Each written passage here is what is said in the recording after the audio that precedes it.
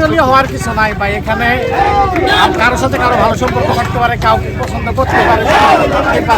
প্রার্থী হিসাবে হয়তো মাসুদ ভাইকে আমি সমর্থন করি, কিন্তু দলের সিদ্ধান্ত এখানে চূড়ান্ত। তো আমি মহানগর বিএনপির সাথে সমস্ত কর্মসূচিতে আমি অংশগ্রহণ করি। দলের সমস্ত কর্মসূচিতে অংশগ্রহণ করার বাইরেও আমার ব্যক্তিগতভাবে যদি কোনো কারোর পছন্দ থাকে তার পাশে আমি হাঁটতে পারি। ঐক্যবদ্ধ দলের ব্যাপারে সবাই ঐক্যবদ্ধ।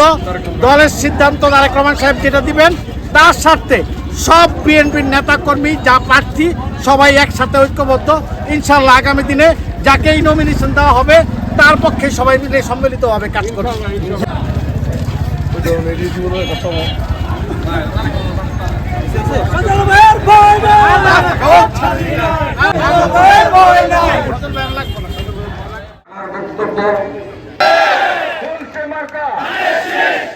মার্কা